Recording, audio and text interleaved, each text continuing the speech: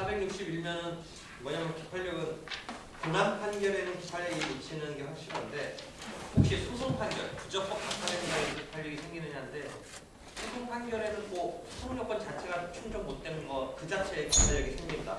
군한에서의 의미의 기판력은 아닌데 소송 판결에 있어서도 소송 요건 그 자체를 충족 못해서 부적법 각하됐는데 또 불구하고 그 소송 요건을 충족 보완하지 아니한 채 또 내면 동일한 그 소송 요건에 대해서 기판력이 발생할 수 있다. 그다음에 462년에 기판력이 작용하는 건데 아까 심플하게 1차 사건과 2차 사건의 관계에 있어서 1차 소송의 판결이 확정된 상태에서 제2차 소가 제기됐을 때 그게 동일한 당사자 사이에 동일한 소송을 갖고 문제될 경우만을 얘기했는데 실은 특이하게 동일한 소송을 말고 462년의 하단부 또는 463년의 상단부와 같이 그런 선결적인 관계가 될 때랑 모순 관계가 될 때 내지는 반대 관계가 될 때 벌어지는 경우가 있는데 복잡할까 봐 내가 일단 설명을 안 했는데 동일한 소송물을 갖고만 일단 따지긴 했는데 실은 앞 사건의 결론이 2차 소송에 선결적으로 작동하는 경우가 있고 앞 사건과 뒷 사건이 소송물이 다르지만 완전히 반대, 뒤집어 놓은 관계일 때도 작동할 수 있다. 완전히 뒤집어 놓은 관계는 뭐냐면 금전 이행 청구 소송을 내서 이겼어. 금전 이행 청구 소송을 내서 원고가 이겼는데 피고가 2차 소송에서 그 금전 채권 이행하는 그 부분을 뒤집는 소송을 낸다. 채무 부존재 소송 같은 경우. 그럼 하나는 이행 소송이고 2차 소송은 확인 소송이니까 부존재 확인 소송이니까 소송물이 틀리다. 소송물이 틀리니까 별개의 사건으로서 기판력이 걸리지 않는다라고 하기에는 완전히 이건 소송물이 틀리긴 하지만 완전 정반대의 관계니까 그런 거는 걸린다라는 거예요. 모순된 반대 관계. 그 다음에 462면에 선결적으로 작동하는 경우는 앞 사건의 소유권 존부가 예컨대 확정이 됐는데 두 번째 사건은 그 소유권에 기한 인도 청구.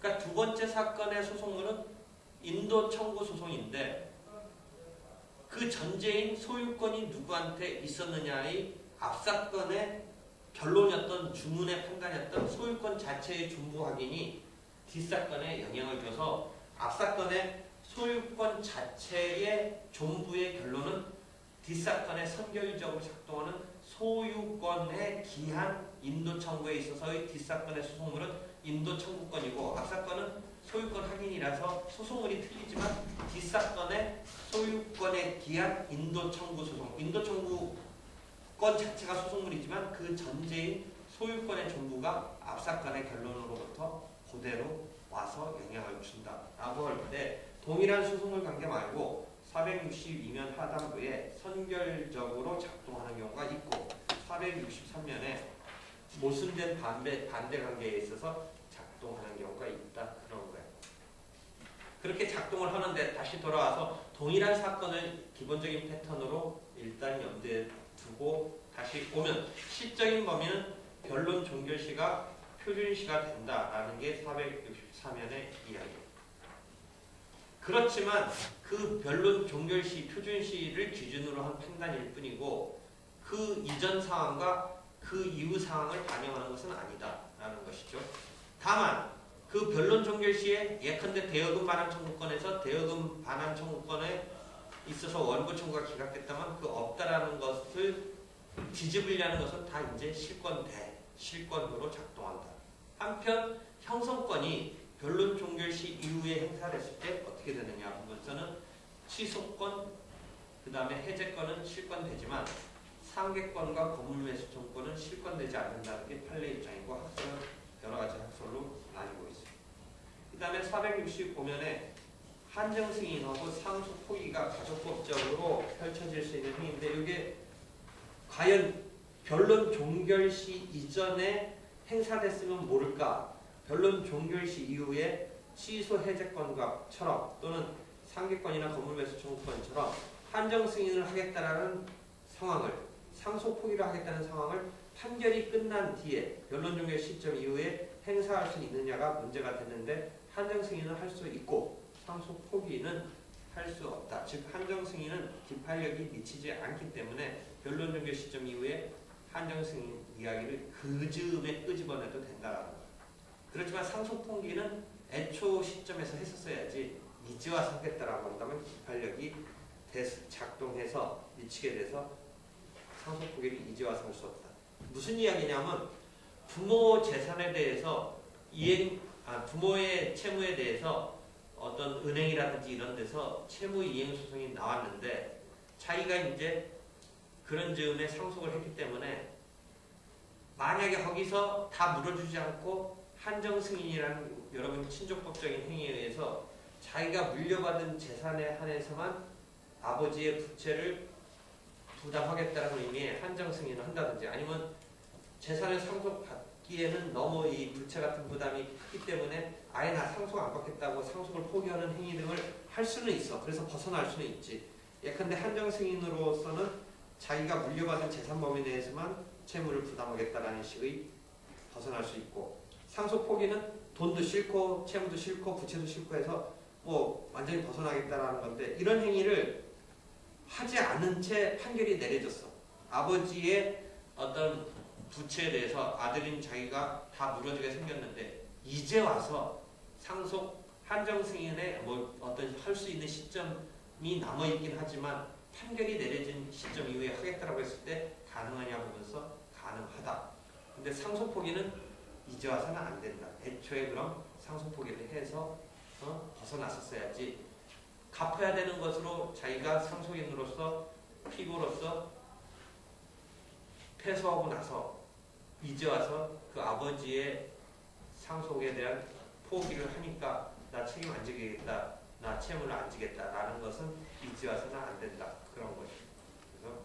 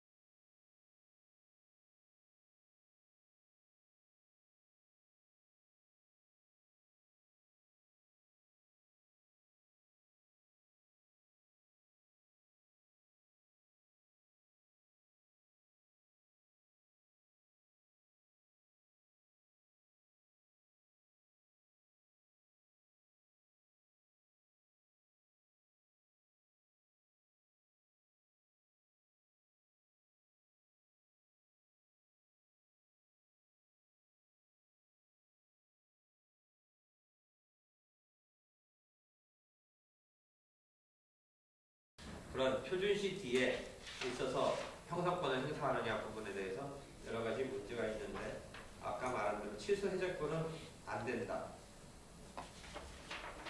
그래서 그 시간적인 흐름도 466년에 화살 불가해놨다.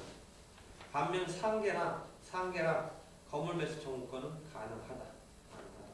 그 상계랑 거물 매수 청구권은 아까 말한 대로 소송 도중에 실기한 공격 방어 방법의 각하라는 부분서도 어떤 특수한 고려가 필요한 방어 방법입니다. 여기서도 형성권이 표준시 뒤에 행사됐을 때의 문제에서도 특수한 고려를 합니다. 그 다음에 객관적 범위는 소송물, 주문 중의 판단에만 미친다. 라는 거죠. 아까 말한 대로 이유 중의 판단에는 미치지 않는데 오른쪽 하나 문제가 됐던 거가 등기소송에서 말소등기 청구소송과 진정명의 회복을 원인으로 한 이전등기 청구소송이 한번 2001년도에 문제가 됐네. 그 다음에 일부 청구가 문제가 되는데 일부 청구 비슷하면서 하나 문제가 되는 게 469년 하단부에 보면 후유증에 의한 확대 손해. 이건 금액적으로 처음에 예상 못한 손해에 대해서 추가로 청구하는 경우에 기판력에 의해서 차단될 거냐 아니냐인데 차단되지 않는다라고 보고 후유증에 의한 추가 청구는 아예 별개의 소송물로 이루어 구성해서 별개의 소송물이 되니까 기판력의 객관적 범위를 벗어나게 돼서 괜찮다. 2차적인 청구를 하는 게 후유증에 의한 추가적인 확대 손해에 대한 청구를 하는 것은 무방하다라고 보는 거죠.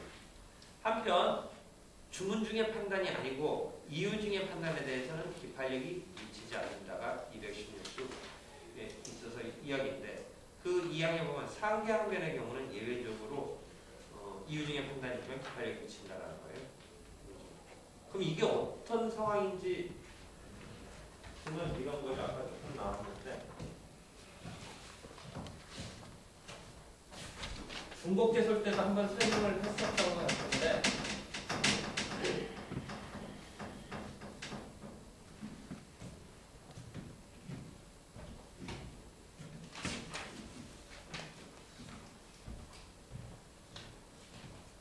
갑이 은한테 대여금 반환 청구를 했어요. 이것을 소송상 구하는 채권이라서 소부 채권이라고. 그럼 보통은 을은 대여금 반환 청구에서 뭐 예를 들어 변제했다라는 방어 방법을 펼칠 수도 있고 시효가 완성됐다라는 방어 방법도 펼칠 수 있고 그 다음에 아까 말했듯이 자기도 반대 채권을 갖고 있다. 대여금에 대해서 자기는 외상 대금 채권이 있다. 외상 물품 대금 채권이 있다. 이 채권을 가지고 상환계약했다고 하는데 피고입장에서는 변제 자체로 해서 원고 청구가 기각되는 것을 원하겠죠. 또는 대여금 반환 청구가 시효에 걸려서 원고 청구가 기각되는 걸 원하겠죠. 그것도 저것도 아니라면 이제 예비적인 경우로 주로 많이 방어 방법을 펼칠 가능성이 높지만 이런 것 등이 안 된다면 가정적으로 또는 예비적으로 나도 너한테 이 자동채권 그런 의미일 때는 소부채권은 수동채권이 되겠죠. 나도 너한테 돈 받을 채권이 있으니까 상환하겠다라고 하는데 이 경우에 있어서 원고의 대여금 반환 청구에 대해서 변제라든지 시효의 피고의 방어 방법이 인정이 안 되고 일단 대여금 반환 청구는 라는 채권을 A라고 하고 이 자동채권을 B라고 한다면 일단 A라는 채권은 존재가 인정되고 그런 바람에 B의 외상대금 채권을 갖고 상계하기까지 이르렀다고 쳤을 때 이 B의 채권이 인정될 수도 있고 인정되지 않을 수도 있어요. 갑은 을이 말하는 외상대금에 대해서 자기는 물품을 외상 진 적이 없다라고 해서 요 두 번째 B 채권에 대한 시시비비가 역시 심리가 됐어요.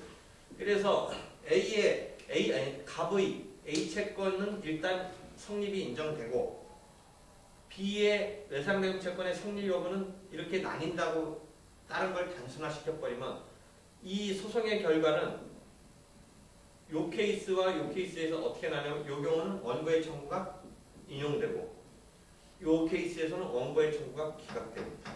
이해할 수 있겠어요? 여기까지 이해할 수 있겠어요? 왼쪽은 원고의 청구가 인용되고 오른쪽은 원고의 청구가 기각되는 거 이해되겠어요? 그럼 원고의 청구가 인용된다는 것은 이 사건의 청구는 요거까지 포함되는 거예요? 요게 청구예요. 요게 청구란 말이에요. 즉 대여금 반환 청구권이 인용된 거고 대여금 반환 청구권이 인정된 거고 요거는 대여금 반환 청구권이 부존재한다라는 결론이 내려진 거예요. 그렇죠. 기각됐다는 거. 근데 요게 소송물이라는 거죠. 요게. 요것만 기판력이 생기느냐 해서 상계경은 특이하게 요 외상대금 채권의 존부의 요게 이유 중의 판단이지만 이러한 것으로 가기 위한 왜 이유 중의 판단이에요? 원고 갑의 대여금 반환 청구의 성립이 전제된 다음에 피의고가 상계항변을 하니까 상계항변에 제공되는 자동채권의 존부를 따져봤더니 인정될 수 없다라고 하면 원고의 청구가 인정되는 거예요. 인정될 수 있다라면 원고의 청구가 기각되는 거예요. 다른 건 심플화 시켜버리고. 그랬을 때 소송물은 A, 대여금 반환 채권의 청구권의 존부가 소송물이에요. 요게 소송물이에요. 요거 또는 불존재하는지 또는 존재하는지 이게 소송물이에요. 이유 중의 판단에 나타난 상계에 제공한 외상대금 채권의 존부는 심리는 됐지만 가타부타 존재하는지 아닌지 심리됐지만 원칙대로 한다면 기판력이 미치는 게 아니에요. 이유 중의 판단인데. 그럼에도 불구하고 상계에 제공된 항변은 216조 2항에 있어서 요 이런 판단 등에 있어서 재차 문제 삼지 못한다는 의미에서 기판력에 걸려버려요. 그래서 이 경우는 누가 이걸 다시 CCB 가리고 싶겠어요? 앞 사건에서 인정되지 않은 요 배상대금 채권에 대해서 이런 케이스에 만약에 을이 갑을 상대로 요거 청구 소송을 내는 거가 이미 승부는 앞 사건에서 이유증의 판단이었지만 상계에 제공된 채권으로서 존재하지 않는다는 승부가 났기 때문에 이런 청구를 다시 벌릴 수 있게끔 해주면 안 된다는 거죠. 만약 이런 케이스면 어떻게 되겠어요? 누가 유리한 상황이냐면 이유증의 판단이긴 하지만 이 케이스는 외상대금 채권이 존재한다라는 승부가 났기 때문에 2차적으로 누가 이걸 자꾸 어기려고 하냐면 갑이 이번에는 을을 상대로 외상대금 채권 자체에 예컨대 부존재 소송을 낸다든지 이렇게 했을 때 부존재 여부의 앞 사건에서 존재한 것의 승부가 이유증의 판단이긴 하지만 낮단 말이죠. 그러니까 이걸 끌어써가지고 부존재한다라는 이유의 2차적인 벌리는 것을 발목을 잡을 수 있게 해주는 게 상계에 제공된 채권은 이유증의 판단. 왜 이유증의 판단이? 이렇게 판단이긴 하지만 주문의 판단은 대여금 청구권 자체, 대여금 반환 청구권 자체의 존부가 주문중의 판단이죠. 요거의 존부는 이유증에만 나타나는 거예요. 이유증에. 그랬을 때 이유증의 판단임에도 불구하고 기판력이 생겨서 2차적인 소송에서 작동을 하게 되는 그 메커니즘인데 조금 어려워요. 그렇기 때문에 중복제소에서도 이런 방어 방법을 펼치면서 2차적으로 을이 갑이한테 또는 갑이 을한테 이 상계에 쓰인 채권의 존부를 이 소송 도중에 벌리는 것이 통설과 판례는 중복제소가 아니라고 보는데 나의 입장은 기판력이 걸리니까 중복제소에서도 사전에 컨트롤해서 중복제소로 걸어야 된다는 필요성을 내가 제일 적극적으로 주장하는 거예요. 이 부분에 있어서 중복제소에 가서도 상계항변에 관한 부분에 대해서 상계항변을 펼치면서 이렇게 별도로 그 채권 자체를 별도로 청구하는 게 요거는 소송물로 지금 소송물로 펼친 게 아니라 방어 방법으로 펼친 거고 여기에서는 예컨대 소송물로 펼치는 건데 이게 중복제소냐 아니냐는 통설판례는 중복제소가 아니라고 보는데 나는 이 경우에 중복제소로 볼 필요성이 크다라는 거죠. 왜? 기판력이 작동하니까 사전에도 중복제소로서 허용된다라고 본다면 두 사건이 병렬적으로 진행돼서 승부가 한쪽으로 가지런하게 안 나면 기판력이 작동하는 거와 모순되는 상황이 벌어져요. 그래서 안 된다라고 불러하는 것이죠.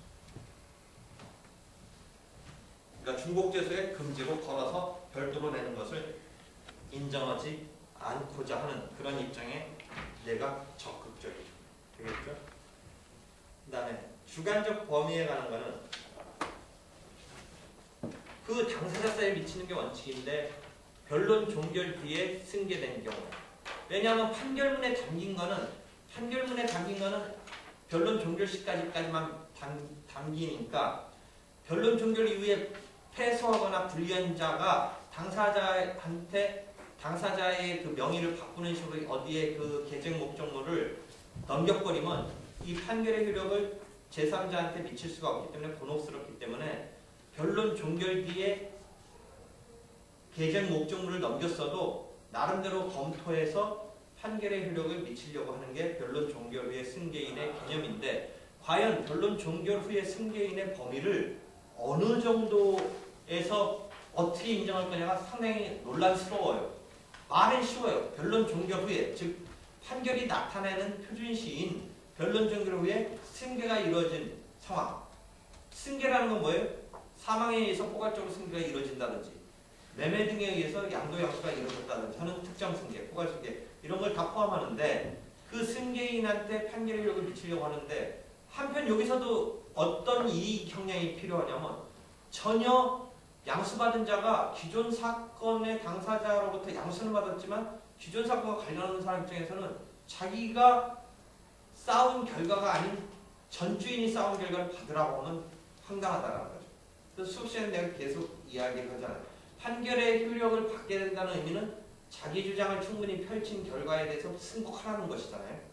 근데 변론 종결 후의 승계인에는 변론 종결 시점 이후에 판결의 형성에 관여하지 않은 제3자가 무슨 사유 때문에 계정 목적물을 양수받았는데 소한 전 주인의 패소 부분에 대한 것의 효력을 받으라고 했을 때 이 새로운 주인이 된 사람의 입장, 이익을 고려한다면 무조건은 아니고 뭔가 거기서 검토를 할 필요성이 있기 때문에 그 변론 종결의 승계인의 범위를 둘러서 교과서에 논란이 있는 거예요. 그래서 우리가 민법적으로 보면 당사자의 경우에 통정 허위 표시로 이 물건이 넘어갔을 때 통정 허위 표시는 무효이지만 무효인 걸 모르는 선의의 사자, 제3자한테는 무효를 주장할 수 없잖아요.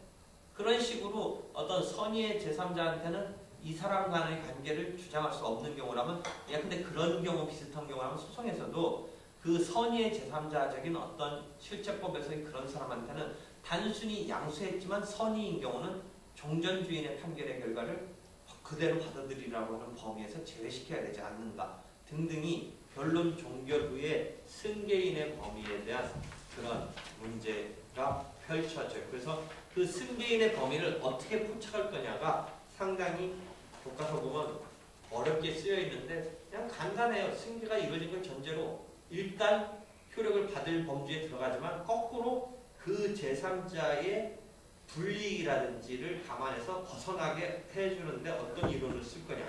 라는 이론을 쓰는 데서 원래의 청구가 예컨대 물권적 청구권인 경우 등의 대세적인 경우라면 사람을 불문하고 효력이 미쳐야 되지만 그 본래의 청구가 채권적 청구권으로서 대사인적 효력밖에 없다라면 당사자로서 바뀐 새로운 주체에게는 효력을 미칠 수 없다는 뭐 이론 등등에서 한번 커버해 보려고 하고 뭐 소송물 이론으로도 커버해 보려고 하고 등등으로 어떤 제3자가 등장했는데 승계는 했지만 그대로 판결의 효력을 제3자한테 받으라고 하기에 곤혹스러운 어떤 상황에 대해서 그 제3자를 벗어나게 해주기 위한 그 승계인의 범위에 대한 그 논증이 어렵게 교과서에 쓰여 있는 거예요. 그러니까 그런 거고.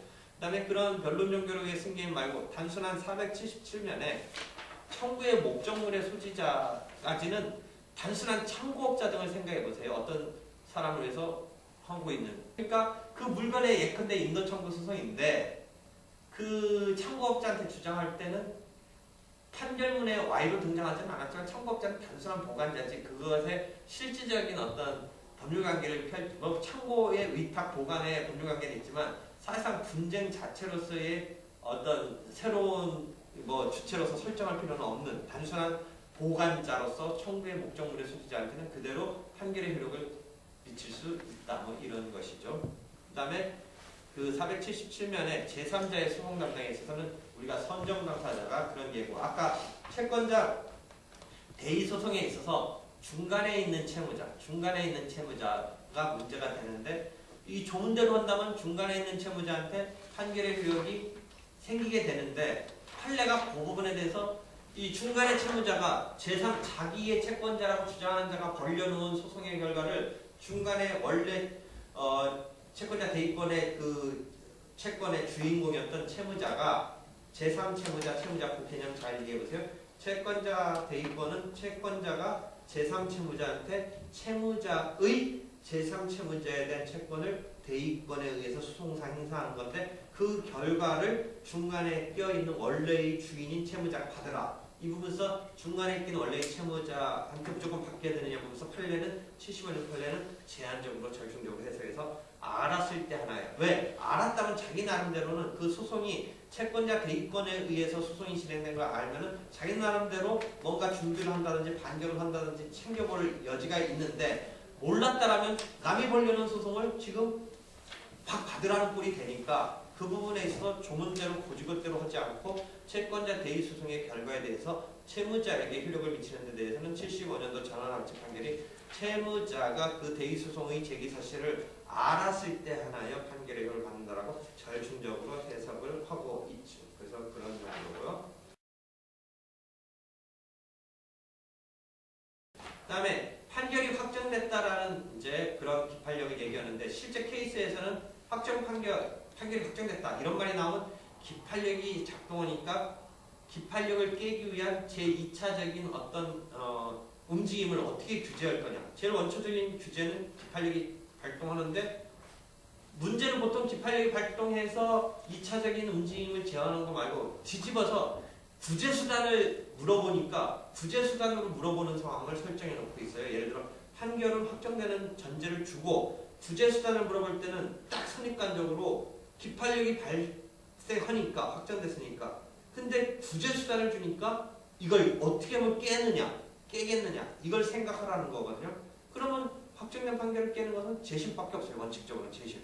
그러니까 재심사유에 해당하는 걸 봐봐야 돼요. 그래서 451조 재심사유에 가면 아까 제척돼야 되는 종중의 구성원이 재판부로서 일원으로서 가담한 경우는 만약 확정됐다면 그 억울함을 어떻게 해서 다툴 수 있는 여지를 다시 회복시켜주냐면 재심에 의해서 될 수 있는지를 따져봐야 되는데 그 경우는 451조의 1항에 가보면 어떤 사유가 있어요? 아까 종중의 구성원이 판사로서 나타났던 사건에서는 재심에 의해서 깨면서 다시 만약 확정된 결과가 이미 주어졌다고 했을 때 구제수단을 생각해 본다면 그 판사가 공정하게 했다고 하더라도 하여튼 제척되어야 될 판사였으니까 그 판결이 문제가 있는 거고 그 문제가 있는 판결에 대한 확정을 뒤집기 위해서는 기판력을 깨야 되는데 기판력을 깨려면 재심사유로서 뭐가 존재해야 되는데 그 재심사유의 451조에 가서 보면 뭐가 있어요? 2호 사유에 가보니까 뭐가 있어요? 2호 사유 한번 읽어봐요. 451조. 뭔가 판결의 법원의 구성 그 자체가 뭐 문제 있는 그런 류의 재심 사유가 없어요? 2호인가요? 법률상 그 재판에 관여할 수 없는 법관이 관여할 때. 요 경우죠. 2호에 법률상 그 재판에 관여할 수 없는 법관 제척이라는 것은 당연히 배제돼야 되는 건데 그 판사가 무언가 지금 뒤늦게 드러났는데 관여한 거죠. 그러니까 그게 제척 사유가 있는 판사였다라는 성립이 되면 배제됐었어야 되는데 관여한 거니까 재심 사유에 의해서 그 경우에 재심에 의해서 취소를 구할 수 있죠. 그럼 재심에 의해서 취소를 구하기 전에 확정되기 전에는 상소 내지는 상고 이유, 법률적으로 상고 이유에 보면 424조인가에 가서 보면 법률에 따라 판결에 관여할 수 없는 판사가 판결에 관여한다.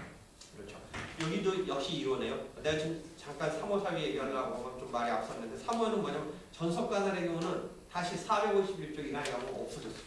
451조 재심에 가서 보면 없어졌어요. 그럼 여기서 다 질문 들어갈게요. 전속관할에 가서 해당 부분에 보면 전속관할에 의배됐음에도 불구하고 그대로 판결이 내려졌다. 아직 확정되기 전에는 구제수단은 확정된 이후에 구제수단은 이때는 좀 아까 제처의 경우는 재심도 되고 상고도 되는 걸 확인했죠. 근데 지금 전속관할 의배를 한번 잘 보세요. 3호 아까 내가 3호 지금 말이 그 앞서 나갔는데 나온 김에 얘기해 줄게. 전속관할 의배가 간과되고 그대로 판결이 내려졌어요. 아직 확정되기 전이면 상고 이후에 3호 사유가 있자. 근데 재심은 무조건 되는 게 아니라 그 재심 사유에 한정된 건데 451조 재심 사유가 하니까 3호는 있어요. 사라져버려. 그럼 3호가 빠지면서 451조 3호는 실은 424조에 와서 보면 3호가 하나 빠지면서 424조의 4호가 451조의 3호로 되면서 엉겨붙어요. 그러니까 전속관할 의배가 빠졌다는 건 다시 이제 풀어서 말하면 전속관할 의배의 판결이 확정되면 상고 사유로 삼을 수 있지만 확정된 이후에는 재심사유로 삼을 수가 없다는 거예요. 그래서 교과서 어디든 가서 보면 전속관할 의배 효과 부분 가서 보면 확정된 이후에는 다툴 수 없다. 이렇게 그런 표현이 나오는 거예요. 그러니까 재심사유에 대한 조문을 아무리 봐도 전속관할 의배에 대해서는 컨트롤해주고 있지 않아요. 그래서 그런 식으로 다시 돌아와서 판결이 확정됐을 때는 재심에 의해서 그 취소를 구하면서 구제받을 수 있는 여지는 있는데 그런 거 말고 이제 몇 개의 제도가 있어요. 기간을 놓쳐서 그 항소 기간을 오늘 보니까 이번 법조 비리 검사 스폰서 검사 사건도 항소 기간 놓쳐가지고 항소가 기각되고 그런 상황으로서 나왔던데 그 기간을 놓쳐서 확정이 됐는데 형식적으로는 기간을 놓쳤어요. 실질적으로 기간을 갖다가 자기가 그 카드를 안 써서 항소를 안 할 수도 있는 거고 아예 적극적으로 항소 안 하겠다고 포기할 수도 있는데 이 사람은 놓쳐서 확정이 됐는데 실은 놓친 데 대해서 자기가 책임질 수 없는 사유로 놓쳤다라고 하면 추후보완 제도가 하나 마련되어 있어요. 173조의 추후보완 때문에 그런 것으로 해서 기간을 놓친 데 대해서 다만 책임이 있은 상황에서 놓친 거는 더 봐줄 필요는 없는데 책임질 수 없는 사유로 인해서 기간을 2주간을 놓쳤으면 그래서 작년도 아마 어디선가 모의 문제였던 것 같은데 작년도 시험변호사 시험 모의 문제 같은데 송달됐는데 우연히 왔던 게 아니라 뭐 새들어 사는 어떤 같이 살고 있는 사람이 판결을 받아서 제대로 전달해주지 않아서 기간을 2주간을 놓쳤다. 뭐 이런 상황을 설정한 것 같아요. 그러니까 그것을 자기가 책임질 수 없는 사유로서 놓쳤다 해서 추후보완으로서 그 구제를 받을 수 있다. 이렇게 이론 구성하면 될 수 있겠죠. 그래서 확정된 판결에 대한 구제 수단으로 일단 기본적으로는 재심 사유에 걸리는 뭐가 설문에서 설정되어 있는지를 천천히 살피고 그 다음에 기간 놓친 것에 대해서 책임질 수 없는 사유로 놓쳤는지를 천천히 살피고 그 다음에 두 번째는 이건 그 자체의 일반적인 게 아니고 아까 잠깐 말한 정기금 지급을 명한 판결, 정기금 지급을 명한 판결이 사정 변경에 의해서 그 현저하게 그 수액의 금액에 있어서 변화가 수반돼서 당사자의 형평의 이익을 깨뜨리는 경우에 변경의 소를 인정하고 있다는 것은 기판력을 깬다는 의미죠. 아까 뭐였었어요? 우리가 월 300만 원 정도로 변론 종결시 시점은 한 땅값이 한 300만 원 값어치라고 생각해서 차임을 그런 생각으로 청구를 했는데 원래는 장래를 내다보고 매달 다음 돌아오는 달, 그 다음 돌아오는 달, 그 다음 돌아오는 달 등등 최종적으로 자기한테 토지를 인도할 때까지는 그쪽이 페널티적으로 월 300만 원씩을 차임 상당을 물어내라고 해서 판결을 받아놨는데 실은 그 차임이 폭등한 땅값 때문에 한 10배, 8배 정도 돼서 현저하게 변경이 됐어요. 그래서 포인트는 현저한 변경이에요. 그것을 300만 원을 내가 사법시험 같은 경우도 한번 물어보고 싶었는데 이 제도를 그냥 그대로 물어봤는데 역으로 300만 원짜리를 한 330만 원 정도로 뛰었다라고 질문을 주면 혹시 변경해소라고 딸딸딸 외운 걸 갖고 적용해서 변경해소에 의해서 할 수 있다라고 할 사람도 있을 것 같은데 300에서 한 30 정도 뛴 거 정도 갖고는 변경해소에 현저한 어떤 상황이 변경됐다고 할 수는 없을 거고 기존 판례 중에는 비슷한 상황은 아니고 과거에 이 제도가 2002년도 민사법제도 받아들이기 전에는 기판력을 깨고서 추가 청구를 인정하는 그런 케이스가 한번 판례가 있었는데 한 8배 정도 되는 경우에 그런 케이스가 있었어요. 근데 지금의 경우는 한 10배를 설정하면 그런 상황이 나올 수는 있을 것 같은데 그 전제는 정기금 판결해야 돼요. 그러니까 일시불이면 안 되는 거죠. 일단 물론 일시불에도 이런 제도를 확장하자라는 어떤 학설은 펼칠 수 있지만 기본적인 것은 요건이 정기금으로 월 얼마씩 줘라 라고 한 것에 대해서 이제 현저하게 경제사정이라든지 이런 게 바뀜으로써 당사자 사이의 형평을 침해할 특별한 사정이 생길 때는 변경해소니까 월 300짜리를 월 3,000으로 바꿔달라고 한다든지 뭐 이런 식으로 하는 거예요.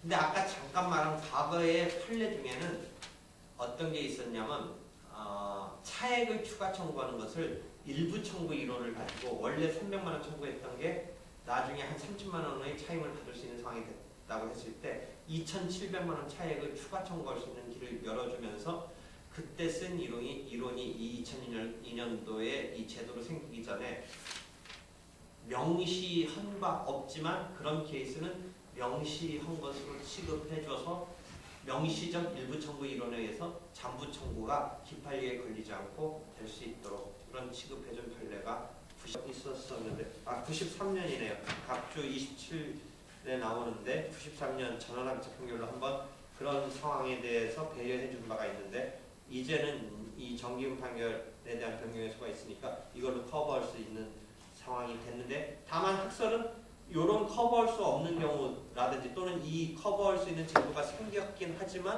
기존 전원합의체 판결적인 처리가 여전히 유효할 여지도 있다라는 뭐 입장도 있을 수 있어요. 그것을 대체하는 입법적인 이 제도를 마련했기 때문에 기존 판례적인 발상은 이제는 더 이상 받아줄 수 없다라는 뭐 논의도 있을 수 있지만 그건 그것대로고 이제 제도로서 생긴 것은 정기금 판결에 대한 변경의 수가 있을 수 있다라는 것이죠. 그 그 다음에 재심의소라는 제도가 481면에 있을 수 있다는 걸 설명을 했고 기판력을 끼고 그 다음에 판결은 확정됐는데 그게 도저히 막 이 범행적인 수준으로 편치가 됐을 때 판결의 편치를 주장해서 그 결과를 뒤집어서 회복할 수 있는 여지의 제도로서 편치인데 이 경우는 상황에 따라서 재심에 있어서 451조 3항에 무건대리적으로 한 상황도 있고 11호에 보면 공시송달 등에 있어서 주소 불명으로 취급해서 처리한 경우도 있기 때문에 451조 재심 사유에 3호와 그 다음에 11호 사유가 결부되고 판결의 편치라는 것이 그런 조문에 의해서 재심 사유로서 커버될 수도 있고 또 그것으로 직접 규정에 따라서 한다든지 그런 규정을 유추 적용하는 정도 말고 나름대로 이제 이 지위를 회복해 주려는 어떤 이론 등이 판결의 편치에서 시도되고 있는데 그런 것에 대해서는 아마 재심에 있어서 나중에 다시 민사법 2에 있어서 복잡소송 같은 게 끝나고 또는 그 이전에 재심 부분 할 때 한번 다시 다루어 주리라고 생각하는데 여기서는 또는 일반적인 교과서에서는 기판력 부분서 자세하게 설명되기도 해요. 보통은 그렇게 설명을 해요.